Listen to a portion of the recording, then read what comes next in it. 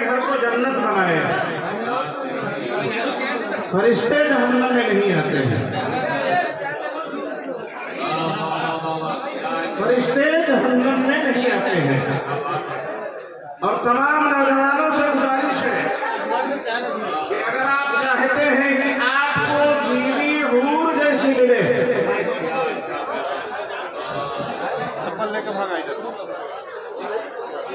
اگر نوجوان چاہتا ہے کہ بیوی حور جیسی ملے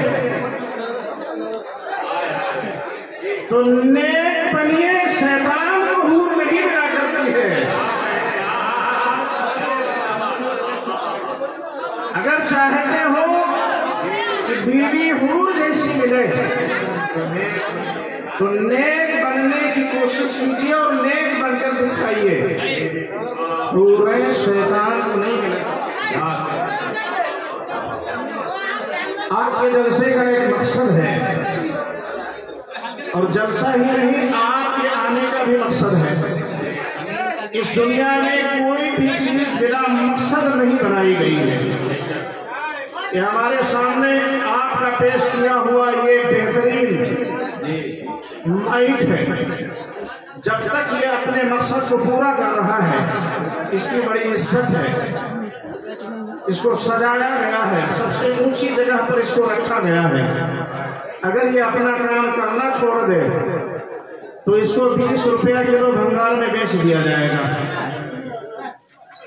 آپ یہاں جلسے میں آئے ہیں، آپ اگر اپنے مقصد کو نہ پا سکیں تو آپ کی نیند بھی خراب ہوگی، آپ کا وقت بھی ضائع ہوگا۔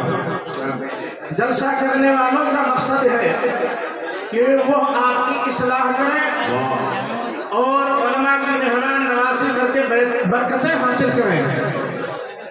ہر ایک کا مقصد ہے، دنیا میں کوئی بھی چیز بلا مقصد اللہ تعالیٰ نے نہیں بنائی۔ برسات کا موسم ہے، اس موسم میں کیچوئے بہت نکلتے ہیں، اس میں نہ ہڈی ہوتی ہے، نہ کوئی ایسی خاص چیز نظر آتی ہے، نہ ہاتھ پیر کچھ نظر نہیں آتا۔ لیکن کوئی سوچ سکتا ہے کہ یہ کیچوا اللہ تعالیٰ نے کیوں بنایا ہے؟ اب اس کے مقصد کو اگر جاننا ہے تو کسی کسان سے پوچھئے کیچوے سے فائدہ کتنا ہوتا ہے۔ جب وہ کھیت میں پیدا ہوتا ہے تو کھیت کی زمین کو اندر سے چال کر کے اس کو زرخیز بنا دیتا ہے۔ دوسری چیز ہم نے دیکھا ایک جگہ اس کو دھاگے میں باندھ کر کے دھوپ میں سکھایا جا رہا تھا۔ حکیم جی سے پوچھا، حضرت یہ کیچوے کو سکھا کر آپ کیا کریں گے، اس کے پیچھے مقصد کیا ہے؟ فرمایا اس سے ہم ایک دوائی بنائیں گے، اس کے اندر فولاد ہوتی ہے، اسی کیچوے کو کانٹے میں لگا کر مچھلی پھنسائی جاتی ہے۔ تو 3 مقصد تو ہم نے کیچوے کا بتا دیا۔ آپ کے ذہن میں سوال آ سکتا ہے کہ پاخانہ جو گندے نالیوں میں جاتا ہے اس میں بھی کیڑے پیدا ہو جاتے ہیں۔ سوال پیدا ہوتا ہے اس گندی چیز میں کیڑے جاندار کو پیدا کرنے کی کیا غرض تھی؟ یہی اعتراض ایک شخص نے بارگاہ العزت میں کیا کہ مولا اس پخانے میں کیڑا پیدا کرنے کی کیا ضرورت تھی؟ اللہ تبارک و تعالیٰ نے اس کی آزمائش کے لیے اس کے جسم میں پھوڑا پیدا کر دیا اور وہ پھاؤ کی شکل اختیار کر گیا، یہاں تک کہ وہ لاعلاج بتاتے چلے گئے لوگ۔ کسی ڈاکٹر نے کہا کہ کسی حکیم کے پاس جائیے، وہی اپنی حکمت سے اس کا علاج کر سکتا ہے۔ حکیم کے پاس گیا وہ بندہ، پورا جسم زخموں سے خراب ہوتا جا رہا تھا، بدبو آنے لگی تھی۔ حکیم نے کہا میرے پاس تو اس کا علاج نہیں ہے، لیکن اگر تم خود سے کوشش کرو تو میں اس کے لیے دوا بنا سکتا ہوں۔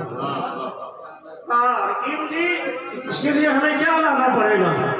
کہا پخانے کے اندر جو کیڑا ہوتا ہے نا، کم سے کم 250 گرام اسی کو لانا پڑے گا، اسی کو ہم سکھا کر کے اور توے پر بھون کر کے تمہارے اس زخم کا دوا بنا اعتراض کیا تھا اس نے، کھانے میں کیڑا پیدا کرنے کی کیا ضرورت تھی؟ جو پھوڑا لاعلاج ہو جاتا ہے اس کیڑے کے ذریعے اللہ تبارک و تعالیٰ اس میں دوا پیدا کرتا، اس میں شفا دیتا۔ کوئی بھی چیز بے مقصد نہیں ہے۔ حضرت موسیٰ علیہ السلام کا زمانہ ہے، ایک چھپکلی اللہ تبارک و تعالیٰ کی بارگاہ میں عریضہ پیش کرتی ہے۔ چھپکلی جسے آپ لوگ ٹکی کہتے ہیں، اتنی عجیب مخلوق ہے، سیدھے بھی چلے تب بھی چلے، الٹے بھی چلے تب بھی دوڑے۔ کیا فولاتی قوت اللہ تعالیٰ نے دے رکھی ہے۔ حضرت موسیٰ علیہ السلام اللہ تبارک و تعالیٰ کی بارگاہ میں عرض کرتے ہیں، مولا چھپکلی پیدا کرنے کی کیا ضرورت تھی؟ تو اللہ تبارک و تعالیٰ نے ارشاد فرمایا، موسیٰ ابھی چھپکلی پوچھ کے گئی ہے کہ تو نے موسیٰ کو کیوں بنایا ہے؟ موسیٰ کو پیدا کرنے کی کیا ضرورت تھی؟ الغرض بے مقصد کسی چیز کو نہیں پیدا کیا گیا ہے۔ پھر مقصد کیا ہے؟ ہماری زندگی کا مقصد کیا ہے؟ آئیے قرآن سے پوچھتے ہیں۔ قرآن فرماتا ہے، یا ایھا الناس اعبدوا ربکم الذی خلقکم۔ مقصد بتا رہا ہے قرآن۔ اے انسانوں، مسلمانوں ہی کو خاص نہیں، تمام مسلمین کو خطاب نہیں ہے، بلکہ تمام انسانوں سے خطاب ہے۔ اے انسانوں، عبادت کرو اپنے رب کی، خلقکم، جس نے تمہیں خلق کیا، جس نے تمہیں بنایا، جس نے تمہیں وجود بخشا۔ اللہ تبارک و تعالیٰ کا فرمان اور ہماری مقصد زندگی پوری کائنات کے لیے واضح کی جا رہی ہے۔ اے انسانوں، اے لوگوں، تم کیا سمجھتے ہو؟ افحسبتم انما خلقناکم عبثا، تم کیا سمجھتے ہو کہ ہم نے تمہیں بیکار پیدا کیا، بلا وجہ پیدا کیا؟ نہیں، مولا تو پھر کس لیے پیدا کیا؟ وما خلقت الجن والانس الا لیعبدون۔ ہم نے انسان اور جنات کو صرف اور صرف اپنی عبادت کے لیے پیدا کیا۔ انسانوں کی جماعت میں مسلم کہلانے والے قوم مسلمین آج اپنی پستی کی طرف جا رہا ہے کہ اس نے اپنا مقصد زندگی ختم کر دیا ہے، زندگی کا مقصد فوت کرتا جا رہا ہے۔ یہ بھول گیا ہے کہ ہمیں دنیا میں پیدا کیوں کیا گیا تھا، سب کچھ یاد ہے۔ اگر وہ بھولا ہے تو اپنے رب کی عبادت کو بھولا ہوا ہے۔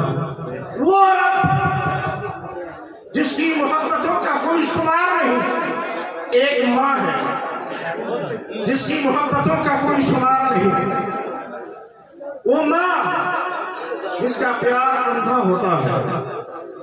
آج کے زمانے میں اس نفس کو، اندھے پیار کو حضرت غلط جگہ پہ استعمال ہوتا ہے، حالانکہ وہاں پیار اندھا نہیں ہوتا ہے، وہاں تو پہلے ویڈیوگرافی ہوتی ہے تو اندھا کہاں رکھتے ہیں، میل ملاپ ہوتا ہے تو پیار اندھا کہاں رہ گیا؟ یہ لفظ جو چوری کیا گیا ہے، یہ ماں کے لیے کہا گیا، اس کو چرا لیا گیا ہے۔ ماں کا پیار اندھا ہوتا ہے، کیسے؟ آپ نے اپنی ماں کو اس وقت پہچانا اور پیار کیا جب آپ ہوش میں آئے، اور تمہاری ماں نے تم سے اس وقت پیار کیا جب تم ساتھ پردے کے اندر تھے، اس وقت تمہاری ماں نے تم سے پیار کیا۔ اس پیار کو اندھا پیار کہا جاتا ہے۔ اس ماں کے بارے میں سوال کیا گیا کہ ہم نے اپنی ماں کو 7 مرتبہ پیدل حج کرایا، سعی کرایا، طواف کرایا، منا مزدلفہ کے ارکان ادا کروائے، کیا اپنے ماں کے حق سے ہم ادا ہو گئے؟ ارشاد فرمایا گیا، تمہاری ماں نے تمہارے زندگی میں بچپنے کے وقت میں تم سے جو ایک بار مسکرا کر بات کی تھی، اس مسکراہٹ کا جواب آج تک تم پوری زندگی میں نہیں دے۔ ماں کی مسکراہٹوں سے جنت کی کلیاں کھل جایا کرے. ماں کے محبتوں کا کوئی اندازہ نہیں. سمندر کی تہوں کو اگرچہ ناپ لیا گیا ہوگا لیکن ماں کی محبتوں کو آج تک کوئی ماپ نہیں سکا ہے. جب ماں کی محبت کو کوئی نہیں ناپ سکا تو جس نے خلق کیا اس خدائے وحدہ لا شریک رب العالمین کی محبتوں کا کیا اندازہ کر سکتے ہیں آپ؟ مہمان بڑا عظیم ہوتا ہے. مہمان جب گھر پہ آئے تو ناک اور منہ سکوڑا مت کیجیے. ناک اور منہ سکوڑ کر کے یہ مت ظاہر کیجیے کہ یہ بلا وجہ آ گیا. وہ آپ کا کھاتا نہیں ہے بلکہ اپنی روزی لے کے آتا ہے اور آپ کے گھر میں برکتیں دے کے جایا کرتا ہے. حضرت ابراہیم علیہ السلام کا مشن تھا, آپ کا سیوا تھا, آپ کی عادت تھی کہ بغیر مہمان کے آپ کھانا نہیں کھایا کرتے تھے. ایک دن گھر والوں سے کہا دسترخوان لگاؤ. مہمان تلاش کے لاتے ہیں. گئے باہر, تھوڑی دور پر ایک بوڑھا شخص ملا, اس کو بلا لائے اور ارشاد فرمایا بھائی میرے گھر پہ مہمان بن جائیے, ہمارے ساتھ دسترخوان پہ کھانا کھا لیجیے. کہا چلو.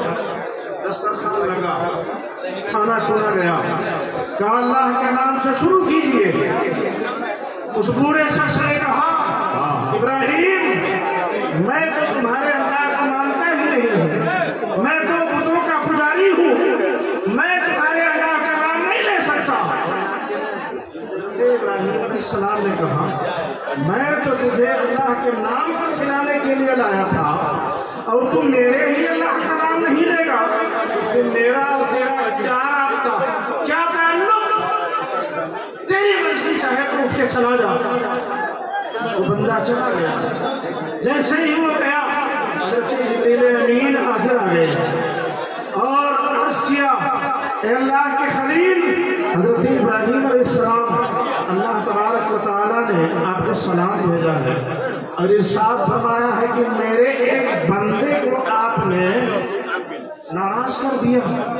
حضرت ابراہیم علیہ السلام فرماتے ہیں یا اللہ میرا وہ بندہ تھا. ہاں میرا وہ بندہ تھا.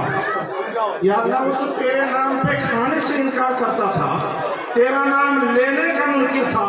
وہ کہہ رہا تھا میں بتوں کا پجاری ہوں, میں تمہارے رب کا نام لے کر نہیں کھانا کھا سکتا. یا اللہ وہ تیرا بندہ کیسے ہو سکتا ہے؟ تو حضرت ابراہیم علیہ السلام سے رب تبارک و تعالیٰ ارشاد فرماتا ابراہیم اس کی عمر کیا ہوگی؟ عرض کیا مولا کم سے کم 80 برس عمر ہوگی.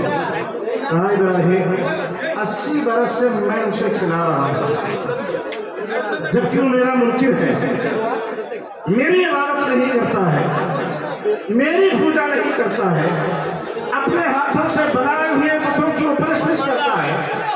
پھر بھی میں 80 سال سے اسے روزی دے رہا ہوں اور آج ایک ٹائم کھانا کھلانا ہوا تو تم نے اسے گھر سے بلا دیا. جاؤ اسے بلا کے لاؤ. حضرت ابراہیم علیہ السلام گئے, دیکھا پہاڑیوں کے بیچ تک جا چکا تھا. گئے بھائی رک جا. رک گیا. کہا چلیے کھانا کھا لیجیے, ناراض مت ہوئیے. کہا شرط ہے. کہا کیا؟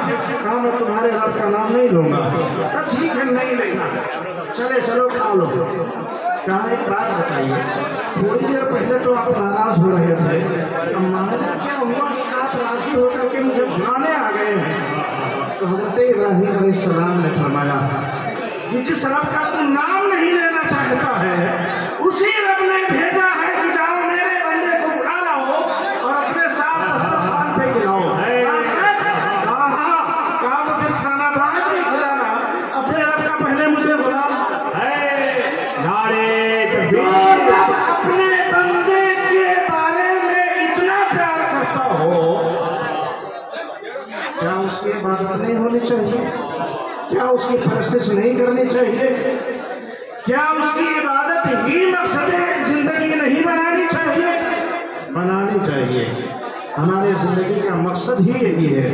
آخری بات, میرا وقت ختم ہو رہا ہے. آپ اس دنیا میں رہ رہے ہیں، نہ جانے کتنوں کے آگے گڑگڑاتے ہیں، روتے ہیں، سر بھی جھکاتے ہیں۔ آپ جس کے یہاں نوکری کرتے ہیں اس کو باس بولتے ہیں، اگر وہ ناشتے کے درمیان آپ کو گھنٹی بجا دے تو آپ کھانا چھوڑ کے دوڑے چلے جاتے ہیں۔ مہمان بیٹھا ہو تو اس سے کہتے ہیں کہ آپ کھانا کھائیے، میں ذرا باس سے مل کے آتا ہوں، صاحب نے بلایا ہے میں جاتا ہوں۔ اور اسی دنیا میں اسی دھرتی پر تمہارے ہی بستی میں روزانہ 5 مرتبہ اللہ کا نمائندہ حی علی الصلاۃ حی علی الفلاح کہہ کے اللہ کی طرف بلا رہا ہے، اور تم ایسے گھومتے جا رہے ہو، تم بھاگے جا رہے ہو ادھر، کہتے ہو کہ آج پوری دنیا میں مسلمان پریشان ہیں، روزی نہیں ہونے لگی ہے، روزی میں برکت نہیں ہو رہی ہے، بیٹا ناکارہ نکل گیا، اولاد نافرمان ہو گئی، بیٹیاں غیر مسلموں کی بھاگی جا رہی ہیں۔ اس کی وجہ یہی ہے کہ رب کی نافرمانی کر رہے ہو، تمہارے ماتحت والے تمہاری نافرمانی کریں گے، تمہارے ہاتھ کے نیچے رہنے والے چاہے وہ تمہاری اولاد ہو، چاہے تمہارے نوکر ہو، ملازمین ہو، وہ تمہارے فرما بردار کبھی نہیں ہو سکتے۔ حضرت